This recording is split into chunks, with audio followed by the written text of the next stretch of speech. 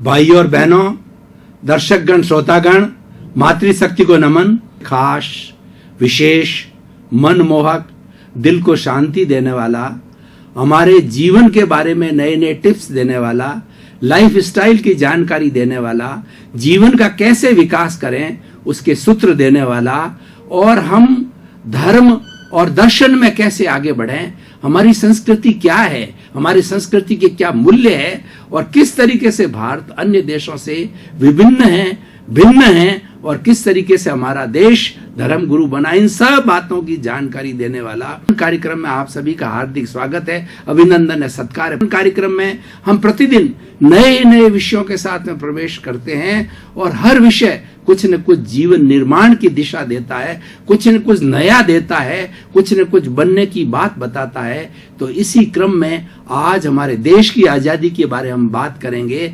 तो आज का हमारा विषय है स्वतंत्रता प्राप्ति और फलितार्थ। भाइयों और बहनों, दर्शकगण, श्रोतागण, हमारा देश भारतवर्ष कहलाता है और ये भगवान ऋषभ के पुत्र भरत के नाम पर भारत पड़ा। इसको आर्यखंड कहा जाता है, इसको आर्य देश कहा जाता है, क्योंकि हम आर्यों की संतान हैं। मोहनजोदड़ो हड़प्पा की खुदाई की बात करूं, मैं आपको बहुत बहुत प्राचीन में ले जाता हूं, तो हमारी भारतीय संस्कृति के जो अवशेष वहां मिले हैं, वहां पर धर्म की बात कही गई है, वहां मंदिर है, वहां ध्यान किए जाते हैं, वहां भगवान की मूर्तियां हैं। तो मैं ये कहना चाहता हूं कि भारत आर्य देश क्यों है, क्योंकि इसमें प्रारंभ से ही जो है हमने आत्मा, पुनर्जन्म, कर्म और अध्यात्म, इन सब की बातों पे विवेचन किया है। और दूसरा, अनार्य देश होते हैं, उन अनार्य देशों के अंदर इस तरीके की आत्मा की बात, पुनर्जन्म की बात, धर्म की बात, अध्यात्म की बात नहीं की जाती, इतनी गहराई से नहीं की जाती है। इसलिए भारत को मंदिरों का देश कहा जाता है। भारत के अंदर 33 करोड़ देवी देवता बोले जाते हैं। आप बताइए कि 33 करोड़ देवी देवता किसी देश में है क्या? सारे देवी देवता यहां पर क्यों आ गए? और यहां पर भारत की आर्य भूमि, जहां पर भगवान राम ने जन्म लिया, कृष्ण ने जन्म लिया, बुद्ध ने जन्म लिया, महावीर ने जन्म लिया, शंकराचार्य ने जन्म लिया, और किन किन के नाम बताऊं, एक बहुत लंबी लिस्ट है। बड़े बड़ी जो है पुण्य आत्माएं हैं, बड़ी बड़ी आत्मा है जिन्होंने यहां जन्म लेकर के धर्म का प्रचार किया और मानवता को बहुत बड़ा संदेश दिया। यह इस आर्य देश की विशेषता है। हमारा देश आर्य देश होने के कारण और हमारे देश का जो है बहुत बड़ा विकास होने के कारण इसको सोने की चिड़िया कहा जाता है, इसको धर्म गुरु देश कहा जाता है। सोने की चिड़िया होने के कारण कुछ विदेशी ताकतें जो है, विदेशी शक्तियां हमारे देश के अंदर जो है व्यापार करने की दृष्टि से आई। तो हम देखें, प्रारंभ से शक आए, हूण आए, उसके बाद के अंदर खिलजी आए, उसके बाद के अंदर जो है हमारे मोमेडन्स लोग आए, उसके बाद डच आए और पुर्तगाली आए और अंग्रेज लोग आए। इस तरीके से भारतवर्ष जो है कई शताब्दियों तक गुलाम रहा, क्योंकि इन जातियों ने यहां पर आर्थिक दृष्टि से एंट्री ली, लेकिन धीरे धीरे हमारी कुछ कमियां थी, हमारी कुछ रियासतों के अंदर आपसी फूट होने के कारण जो है वो यहाँ के शासक बन गए। और 1757 का प्लासी का युद्ध, उसके अंदर ही स्वतंत्रता प्राप्त करने के बीज का वपन हो गया, जब सिकंदर महान को प्लासी के युद्ध के अंदर हराया गया। और तभी से हमारी भारतीय संस्कृति और भारतीय के लोगों के अंदर एक जोश खड़ा हुआ कि अब हम लंबे समय से गुलाम नहीं रहे, क्योंकि वो लंबे समय की गुलामी से भारत के लोग त्रस्त हो गए थे। तो वास्तव में 1757 प्लासी के युद्ध के अंदर जो है स्वतंत्रता प्राप्ति का हमारा मानस बन गया था। उसके बाद 1857 के अंदर भयंकर क्रांति हुई। त्यहां तात्या टोपे, रानी लक्ष्मीबाई और बड़े बड़े जो योद्धाओं ने जो है यह जो है दिखा दिया उनको अंग्रेज लोगों को कि हमारी उनका ताकत का जो है उन्होंने अपना एक नुमाइश बताई, अपने ताकत का जो एक डेमो दिया, और उससे जो उन लोगों को ये मालूम हुआ कि इस देश के लोग बड़े योद्धा है। 1857 के गदर के बाद में निरंतर जो है स्वतंत्रता प्राप्ति के जो है वो हमारे उद्देश्य बनते गए, और प्राप्ति करने की हमारे में इच्छा शक्ति जागृत होती गई। और उसके बाद के अंदर महात्मा गांधी आए, और जो है सुभाष चंद्र बोस, सरदार वल्लभ भाई पटेल, नेहरू जी, और भी कई बड़े बड़े लोगों ने जो है वो सारी प्लानिंग की कि अब तो हमें देश को आज़ाद कराना है, और देश को आज़ाद करा के हमें अपनी स्वतंत्रता को प्राप्त करना है, हमें अपनी सोच को स्वतंत्र रखना, अपना खुद का विकास करना है स्वतंत्र रूप से रह करके, और हम गुलाम नहीं रह सकते। गुलामी की जो हमारी मानसिकता थी हमें खाए जा रही थी। इसी कारण से जो है वो 15 अगस्त 1947 को बड़े बलिदानों के बाद, बड़े लंबे संघर्ष के बाद में देश को आज़ादी प्राप्त हुई। तो आज का मेरा विषय है स्वतंत्रता प्राप्ति और फलितार्थ। हमने आज़ादी तो प्राप्त कर ली, लेकिन उस आज़ादी को प्राप्त करने का मकसद क्या था? उसका मकसद ये था कि हम कई शताब्दियों तक गुलाम रहे। एक गुलाम व्यक्ति होता है, उसका खुद का कुछ नहीं होता है, उसका तन नहीं होता, उसका मन नहीं होता, उसका विचार नहीं होता। वह तो मात्र एक पशुवत है। जिस तरीके से पशु जो है किसी की सेवा करता है, जिस रूप के अंदर मालिक पशु को काम लेता है, दास को काम लेता है, उसी तरीके से हमको काम लिया गया, और हमको इंडियन डॉग्स कहा गया, और हमको ऐसी शिक्षा दी कि ये छोटे रूप में क्लर्क बन के रह जाएं, कहीं बड़े पद पे नहीं आ जावे। तो जो इस तरीके से हमारी जो शिक्षा को जो है वो इस तरीके से कर दिया कि हमें मात्र क्लर्क तक रखा गया। तो इस तरीके से अब आप देखिए कि हिंदुस्तान को आज़ादी प्राप्त हो गई। फलितार्थ हमारा ये था कि हमें हमारी बोलने की स्वतंत्रता होनी चाहिए, हमारी धार्मिक स्वतंत्रता होनी चाहिए, और हमें अपना जीवन अपने तरीके से जीने की स्वतंत्रता होनी चाहिए, हमें मानसिक आज़ादी होनी चाहिए, हमारे विचारों में आज़ादी होनी चाहिए। फलितार्थ था। इसके लिए संविधान बना। हिंदुस्तान का संविधान जो है 26 जनवरी 1950 को लागू हुआ। बाबा साहेब अम्बेडकर और एक बड़ी जो है वो बड़ी जो कहना चाहिए कार्यकारिणी ने मिलकर के इसको दिया, और उसके अंदर जो हमने हमारी जो दास्ता की मूल व्यथा थी उसको तोड़ने के लिए सिद्धांत बनाए गए कि भारत का हर नागरिक जो है उसको स्वतंत्रता है, धार्मिक स्वतंत्रता है उसको, और उसको जो हमारी बेसिक फंडामेंटल आवश्यकता है, रोटी, कपड़ा, मकान, शिक्षा, चिकित्सा, उसको जो भी यहाँ हमारे देश की सरकार बने वह उसको मुहैया कराए। और देश की सरकार ऐसी होनी चाहिए कि देश का प्रतिनिधित्व करने होने वाली चाहिए। देश की सरकार है वो जनता के द्वारा, जनता के लिए और जनता से बन के होने चाहिए। हमने लोकतंत्र को अडॉप्ट किया। लोकतंत्र आज पूरे विश्व के अंदर प्रिय है, और सभी लोग चाहते हैं कि लोकतंत्र की स्थापना होनी चाहिए, और वास्तव में किसी राज्य और किसी देश को स्वतंत्रता पूर्वक जीने के लिए और जो चैन की सांस लेने के लिए, सर्वोदय के लिए, सबके निर्माण के लिए, सबका उदय हो, उसके लिए लोकतंत्र एक वास्तव में एक आदर्श प्रणाली है। वो प्रणाली हमने 1947 से अपना ली थी। इसी और आज हमारा भारतवर्ष का लोकतंत्र विश्व का सबसे बड़ा लोकतंत्र है, और बड़ा जो सफलता के साथ के अंदर वो चल रहा है कि लोकतंत्र के अंदर हर 5 साल के बाद के अंदर जब चुनाव होते हैं, चाहे एमएलए के हो चाहे एमपी के हो, तो वो जो भी पार्टी आती है चुन करके वो अपना कार्य करती है, और नई पार्टी को यथावत स्थान मिल जाता है। यानी लोकतंत्र के अंदर देश की रक्षा के लिए, देश के जो है वो हमारे सिद्धांत है, हमारी जो मूलभूत जो है हमारी सिद्धांतिक प्रवृत्ति है, उसके ऊपर ध्यान दिया जाता है। तो ये इसका फलितार्थ था।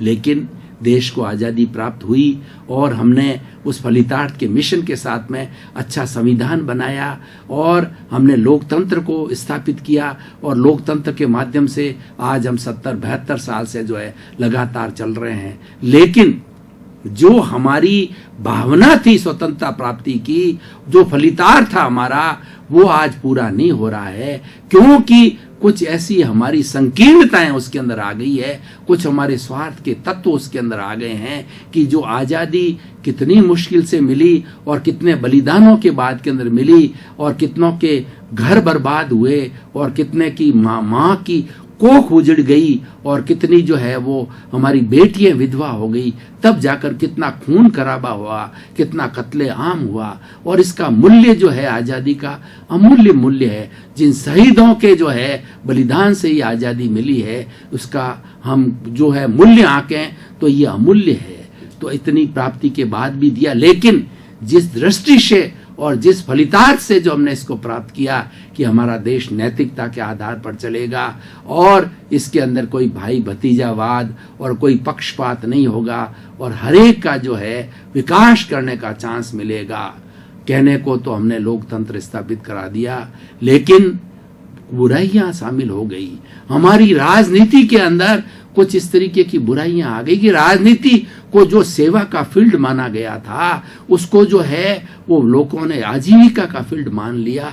भाई भतीजावाद जुड़ गया, पक्षपात जुड़ गया, इसके अंदर भ्रष्टाचार आ गया और बहुत सी जो है बीमारियां इसके अंदर जन्म ले ली। बहुत सी पार्टियां हो गई और हर पार्टी जो है अपने अपने सिद्धांत से चलती है। उनका तालमेल होना भी बड़ी डिफिकल्ट बात है। कोई भी अच्छा लोकतंत्र चलाने के लिए दो पार्टी होनी चाहिए, एक तो पक्ष और प्रतिपक्ष, और प्रतिपक्ष भी मजबूत होना चाहिए, यानी 55-45 का रेशियो होता है। तो जो राज करने वाली जो पार्टी होती है उसको अपना किसी भी तरह का जो है तानाशाही करने का अवसर नहीं मिलता है, क्योंकि उसको हर बात पे चेक किया जाता है। ये प्रजातंत्र का अच्छा गुण है, लेकिन वो गुण हम न ले पाए और हमारे यहाँ इतनी इतनी पार्टियां खड़ी हो गई। इसके पीछे कारण ये था, देश हित जो है वह गौण हो गया और पार्टी हित मुख्य हो गया, व्यक्ति हित मुख्य हो गया। तो जो कमियां आई है उस कमियों को हमें दूर करना है। आज की हमारी जो जनता है, भारत के लोग हैं, उनके अंदर काफी शिक्षा का विकास हुआ है और लोग समझने लगे हैं कि जो हम चुन करके भेजे लोग वो हमारा भला करने वाले हो, हमारी डेवलपमेंट की और सोचने वाले हो। तो उस बारे के अंदर सोचा जा रहा है, लेकिन फिर भी अभी बहुत कुछ सोचने की गुंजाइश है। तो हमारा जो सिस्टम है, जो मतदान का सिस्टम है, एक एक व्यक्ति के मतदान से जो है हमारे प्रतिनिधि चुने जाते हैं, चाहे विधानसभा के हो, चाहे लोकसभा के हो, चाहे राज्यसभा के हो, सब चुने जाते हैं, यानी वो जनता के द्वारा चुने जाते हैं। तो हमें उस फलितार्थ को पुनः स्थापित करने के लिए जो हमारे मूल्य गिर गए हैं, हमारे ये जो कुरीतियां आ गई है, जो बुराइयां आ गई है, उन बुराइयों को ठीक करने के लिए हमें मतदाता को जो है बहुत ही सुदृढ़ करना होगा। मतदाता की सोच जो है उसकी जागरूकता को पैदा करना होगा कि आपका अव्वल तो आपका जो मत है वही सरकार बनाता है और वही देश का निर्माण करता है। तो उसकी आप जो है वैल्यू को समझें।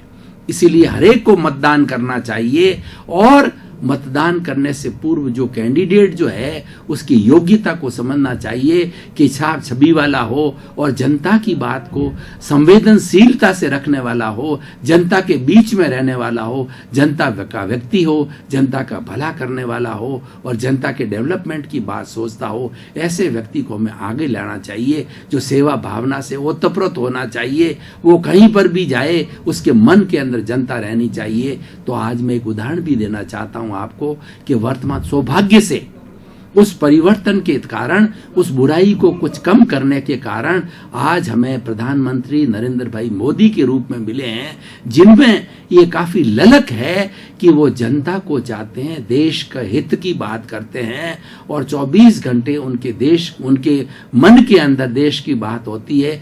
देश हित उनके अंदर सर्वोप्रिय है। जो भी निर्णय लेते हैं वो 125 करोड़ की जनता के भले के लिए निर्णय लेते हैं और उनकी संगठन शक्ति भी बहुत जबरदस्त है, क्योंकि वो कार्य करते हैं, उनके पास में विजन है और वो टीम ऐसी सेलेक्ट करते हैं जो साफ छवि वाली हो और जहां कहीं भी भ्रष्टाचार वगैरह की बात होती हो तो तुरंत वो एक्शन लेने वाले हैं, क्योंकि इनकी स्वयं की छवि जो है बहुत साफ है और ये स्वयं योगी पुरुष है। ये भारतीय संस्कृति को जानते हैं और हमारी संस्कृति की जो वैल्यूज है उसको जीते हैं। इसी कारण से हमारी जो आर्यखंड की विशेषता है उसको जानते हैं और उसको जिंदा रखने के लिए वो प्रयास करते हैं। तो भाई और बहनों, दर्शकगण, श्रोतागण, मैं निष्कर्ष के रूप के अंदर ये कहना चाहूँगा कि हमारे देश की जो आज़ादी है बड़ी कठिनाई से मिली है और बहुत अच्छी तरीके से हमारा लोकतंत्र स्थापित हो गया है। हमारा संविधान एक आदर्श संविधान है। विश्व के देश जो है वो इस संविधान की आदर्शता के आधार पर अपने संविधान बनाते हैं और पूरे विश्व की जनसंख्या के 20% हम हैं, यानी हर विश्व का हर 5वां सदस्य हिंदुस्तानी है। तो हमारे पक्ष के अंदर कितनी बड़ी बड़ी बातें हैं कि हमारी पृष्ठभूमि है वो आर्यखंड की भूमि है। हम धर्म में विश्वास करते हैं, हम भाईचारे में विश्वास करते हैं, हम प्रेम में विश्वास करते हैं और हम सौहार्द में विश्वास करते हैं। हम किसी को गिराना नहीं चाहते हैं, हर एक को उठाना चाहते हैं। हमारे मन के अंदर कटुता की भावना नहीं है, हमारे मन में मैत्री की भावना है, क्योंकि हमारा संविधान, हमारे धार्मिक ग्रंथ और हमारे ऋषि मुनियों ने जो जो हमें प्रेरणा दी, हमारी आदर्श गुरुकुल की व्यवस्था, हमारी वर्ण व्यवस्था और हमारे 5 आश्रम की व्यवस्था और पुरुषार्थ चतुष्टय वसुधैव कुटुंबकम, ऐसे ऐसे हमारे पास के अंदर कॉन्सेप्ट्स है, ऐसी ऐसी है कि उनको हम एक एक को जिए तो हमारा, एक एक को देखें, पढ़ें, जिए तो हमारी छाती फूल जाती है कि हमने वास्तव के अंदर भाग्यशाली हैं कि ऐसे आर्य देश में जन्म लिया। तो मैं ये कहना चाहता हूँ भाई और बहनों कि जो आज़ादी बड़ी कठिनाई से प्राप्त की है और वो आज़ादी आज भी हमारे बरकरार, लेकिन उसमें जो बुराइयां आ गई है, उसमें जो कमी आ गई है, उस कमियों को हमें दूर करना है, क्योंकि हमें हर व्यक्ति के बारे में सोचना पड़ेगा। हर व्यक्ति देश का जो नागरिक है और वो हर व्यक्ति जो है इस देश को बनाने वाला है। हर एक को विकास करने के चांस मिलने चाहिए। हमारे बीच में ईमानदारी आनी चाहिए, हमारे बीच में ट्रांसपेरेंसी आनी चाहिए और सबसे बड़ी बात जो हमारी फाउंडेशन परोपकार की बात है, उस पर हमें ध्यान देना चाहिए और हमें अपने स्वयं का अच्छा जीवन जीने के साथ साथ में कुछ समय हमें समाज के लिए लगाना चाहिए, जिसको परोपकार कहते हैं, जिसको सेवा कहते हैं। क्योंकि हमारा जो सारा जो पूरा जो बना हुआ है कार्यक्रम हमारा ऋषि मुनियों का, हमारे धार्मिक ग्रंथों का, वो सेवा से ओतप्रोत है।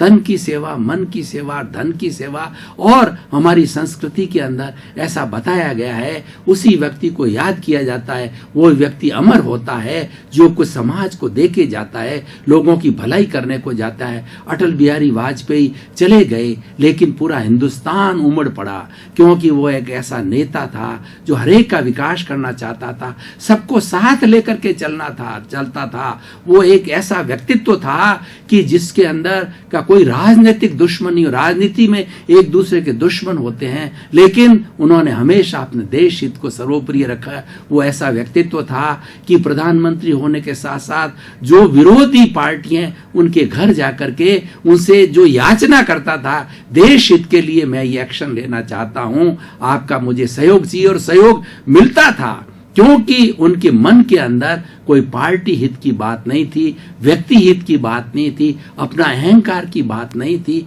देश हित सर्वोप्रिय था, और जहां पर देश हित सर्वोप्रिय होता है वह विकास होता है। तो भाई और बहनों, दर्शकगण, श्रोतागण, आज का एपिसोड इतना सुंदर है कि ये हमें बहुत बड़ी शिक्षा देने वाला है, हमारी छाती फुलाने वाला है कि हम विश्व के अंदर महान हैं। मेरा देश पूरे विश्व के अंदर महान है, ये आर्यखंड है। और हमारे शास्त्रों में जगह जगह लिखा गया है कि आर्यखंड के अंदर जन्म लेना बड़े सौभाग्य की बात होती है, बड़े पुण्य की बात होती है। और वही व्यक्ति जो पुण्यशाली जीव होता है वो इस आर्यखंड में जन्म लेता है। तो हमारे देश का विकास हो, जिस भी पद पर हम कार्य कर रहे हैं, जो भी कार्य कर रहे हैं, हमें थोड़ा समय अपने देश के लिए, भाइयों के विकास के लिए, परोपकार के लिए लगाना चाहिए। और हमें हमारा पुराना जो इतिहास है, हमारी पुरानी संस्कृति है, हमारे जो सांस्कृतिक मूल्य है, उनके बारे में पढ़ना चाहिए कि हमारी संस्कृति के अंदर मानवीय मूल्य, राजनीतिक मूल्य, आर्थिक मूल्य, धार्मिक मूल्य और स्पिरिचुअल वैल्यूज और शैक्षणिक मूल्य कितने कितने महान मूल्य है। उन मूल्यों के लिए जो लोगों ने कितना बड़ा बलिदान दिया, कितना बड़ा कार्य किया है। तो आज का विषय ये बताता है कि हमें उसकी जानकारी करनी चाहिए और जानकारी करने के बाद जीवन का लक्ष्य बनाना चाहिए कि हमारा जीवन, मेरा अपना स्वयं का अपना जीवन, अपने परिवार का जीवन जीने के साथ साथ में मैं कुछ समय, क्योंकि ईश्वर ने 24 घंटे हर व्यक्ति को दिए हैं और 24 घंटे में वो 1 घंटा 2 घंटा जो है अपना व्यक्तिगत, अपना पारिवारिक कार्य करने के बाद में परोपकार, लोगों की सेवा के लिए समय निकाल सकता है। और जब व्यक्ति सेवा माइंडेड हो जाता है, जब सेवा का रस उसको लग जाता है, सेवा का स्वाद आ जाता है, परोपकार का स्वाद आ जाता है, तो वो स्वाद सभी स्वादों से भिन्न हो जाता है। हम कितने ही लाखों रुपए इकट्ठे कर लें, कितना ही अपना बैंक बैलेंस बना लें, कितनी अटालिकाएं बना दें, कितना ही हमारी धन संपत्ति इकट्ठी कर दें, लेकिन हम किसी अपने भाई को जो कि अभावग्रस्त है उसको थोड़ा सा सहयोग करते हैं, छोटे रूप में सहयोग करते हैं, जो खुशी हमें मिलती है वह खुशी इतनी बड़ी अटालिकाएं बनाने में नहीं मिलती, क्योंकि ये अटालिकाएं धन संपत्ति है, इसका मालिक परिवार होगा, उसके मालिक बच्चे होंगे, वो आपस में लड़ेंगे कि हमारे पेरेंट्स ने कम दिया, ज्यादा दिया, और धन संपत्ति के लिए लड़ाई होगी। लेकिन जो संपत्ति हमने समाज को दे दी, देश को दे दी, तो वो संपत्ति हमारी सार्थक हो जाती है। आप देखिए जो इनकम टैक्स पेयर होते हैं वो लोग कितना बड़ी सेवा करते हैं कि वो अपने इनकम में से अर्जन करके पैसा देश के निर्माण के लिए लगाते हैं, और सारा वो पैसा जो है हमारी आज इतनी बड़ी बड़ी योजना, अरबों खरबों रुपए जो लगते हैं और इतनी सुविधाएं हमको मिल रही है। क्या सुविधाएं हम अकेला व्यक्ति जुटा सकता है? अपने अर्थ के आधार पर, अपने धन के आधार पर नहीं जुटा सकता। तो ये सारी हमारे भाई लोगों के इनकम टैक्स और सभी तरह के जो एक्साइज वगैरह जितने भी टैक्स है दिए जाने के कारण हमें मिल रही है। तो ये एक बहुत बड़ी सेवा है, हम देश की सेवा के लिए करें, तभी हमारी देश की आज़ादी है बरकरार रहेगी। और बड़ी सुंदर तरीके से हमारा इतिहास बहुत सुंदर तरीके से हुआ है, हमें उसको पढ़ना है और जीवन के अंदर ढालना है, क्योंकि कोई भी चीज जब तक जीवन के अंदर नहीं आती है तब तक उसका चीज का उपयोग नहीं होता है। कहा भी कहा है, नाणस्य सार मायारो, the essence of knowledge is conduct. जो भी ज्ञान हम ग्रहण करते हैं, जो भी हम चीज सीखते हैं, वो हमारे जीवन में आना चाहिए। जीवन में जीवंत होने के बाद में वो व्यक्ति आइडियल बन जाता है, परिवार के लिए आइडियल होता है, समाज के लिए आइडियल होता है और देश के लिए आइडियल होता है, और उस व्यक्ति को हमेशा याद किया जाता है और वो व्यक्ति परामर्श के योग्य होता है। तो भाई और बहनों, खासकर आज हमारी युवा पीढ़ी जो 35 वर्ष के, वो 65% जो हमारे देश में युवा, करीब 80 करोड़ युवा है, युवाओं को मैं जो है जो कुछ भी मेरे पास अनुभव है इस एपिसोड के माध्यम से युवाओं के साथ मैं शेयर करना चाहता हूं कि आप देश के निर्माता हो, आप देश का निर्माण करने वाले हो, और देश जो है आपके आधार, कोई आप में से नेहरू बनेगा, कोई इंदिरा बनेगा, कोई अटल बिहारी वाजपेयी बनेगा और कोई बाबू राजेंद्र प्रसाद बनेगा आप में से ही। तो आप इस चीज को देखिए, आप इस चीज को पढ़िए और पढ़ करके हमारी देश की जो आजादी, देश की जो अखंडता, देश का हित और लोगों का उपकार, लोगों का भला किस बात में होता है उसके आधार पर अपना चलें। आप शिक्षा के क्षेत्र में काम कर रहे हो या आप जो अपनी आजीविका के रूप में काम कर रहे हो, तो आपकी सोच ये होनी चाहिए कि जो कुछ भी मैं कार्य कर रहा हूं किसी को कष्ट देने वाला तो नहीं है, कोई अपराध में ले जाने वाला तो नहीं है, मेरी प्रतिष्ठा को गिराने वाला तो नहीं है, और उससे जो है मुझे खुद को कोई घृणा तो नहीं हो जाएगी बाद में आगे चल करके। तो हमारा लक्ष्य जो है वो हमारा अच्छा होना चाहिए, हमारी सोच अच्छी होनी चाहिए। जहां पर सोच अच्छी होती है वहां पर जो है वो हमें रिजल्ट भी बहुत अच्छे बनते हैं। दर्शकगण, श्रोतागण, भाई और बहनों, आपका बहुत बहुत धन्यवाद, आपके प्रति कृतज्ञता, आपको साधुवाद। उस देखते हो, लोगों को प्रोत्साहित करते हो और हमें फीडबैक देते हो, ताकि हम भी एपिसोड्स के अंदर नया नया इंप्रूवमेंट करते हैं। तो आपके प्रति मंगल भावना, शुभकामना, लोगों को जो है आप उसके साथ सहयोग करते रहिए।